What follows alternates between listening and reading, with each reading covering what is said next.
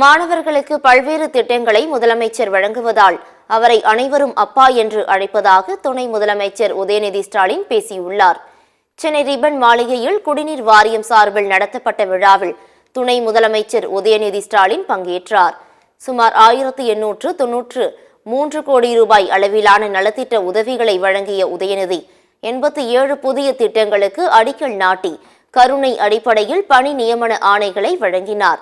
பின்னர் மேடையில் பேசிய அவர் சென்னை பெரிய வளர்ச்சியை அடைந்திருப்பதாகவும் கலைஞரின் பொது வாழ்வில் சென்னைக்கு தனி இடம் உண்டு எனவும் தெரிவித்தார். இந்தியாவிலேயே கல்விக்கும் மாணவர்களுக்கும் பல்வேறு திட்டங்களை முதலமைச்சர் வழங்குவதால் அவரை அனைவரும் அப்பா என்று அழைப்பதாக பேசியுள்ளார். அது மட்டுமில்லாமல் நான் முதல் திட்டம், உயர்வுக்கு படி, இல்லம் தேடி கல்வி, வானவில் மன்றம், எண்ணும் எழுத்தும், கலை இலக்கிய போட்டிகள், இப்படி இந்தியாவிலே கல்விக்கென்று மாணவர்களுக்கு திட்டங்களை தருகின்ற ஒரே முதலமைச்சர் நம்முடைய திராவிட மாடல் முதலமைச்சர் அவர்கள் தான். அதனால்தான் நம்முடைய முதலமைச்சர் அவர்கள் தமிழ்நாட்டுடைய எந்த மாவட்டத்திற்கு சென்றாலும், எந்த பகுதிக்கு சென்றாலும் அங்குள்ள மாணவ மாணவிகள் மிகுந்த அன்போடு நம்முடைய முதலமைச்சர் அவர்களை அப்பா அப்பா என்று உரிமையோடு அழைக்கின்றாங்க. அது பற்றி நம்முடைய முதலமைச்சர் கூட நேற்று முன்தினம் கூறியிருக்கிறாங்க.